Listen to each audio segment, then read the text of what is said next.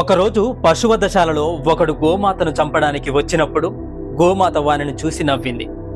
గోమాతను చూసి కసాయివాడు ఇలా అడిగాడు, నేను నిన్ను చంపడానికి వచ్చాను, అది తెలిసి కూడా నీవు ఎందుకు నవ్వుతున్నావు గోమాత అని అడిగాడు. అప్పుడు గోమాత ఇలా సమాధానం ఇచ్చింది, నేనెప్పుడూ మాంసాన్ని తినలేదు, అయినా నా చావు ఇంత ఘోరంగా ఉండబోతుంది. నేనే తప్పు చేయలేదు, ఎవరికీ హాని కలిగించలేదు. నన్ను నువ్వు చంపి నా మాంసాన్ని తినే నీ చావు ఎంత ఘోరంగా ఉంటుందో అని ఆలోచించి నవ్వుతున్నాను అంది గోమాత. పాలిచ్చి మిమ్మల్ని పెంచాను, మీ పిల్లలకు పాలిస్తున్నాను, కానీ నేను తినేది మాత్రం గడ్డి. పాలతో వెన్నె చేస్తున్నారు, వెన్నెతో నెయ్యి చేసుకున్నారు. నా పేడతో పిడకలు చేసుకొని వంటకు వాడుకున్నారు. అలాగే నా పేడతో ఎరువులు తయారు చేసుకొని పంటలు కూడా పండించుకున్నారు. వచ్చిన డబ్బుతో సుఖంగా జీవిస్తున్నారు. కానీ నాకు మాత్రం కుళ్ళిపోయిన కూరగాయలను, ఎండిపోయిన గడ్డిని వేస్తారు. కానీ నన్ను కసాయివాడిలా చంపడానికి వచ్చావే, నా పాల నుంచి వచ్చిన శక్తితోనే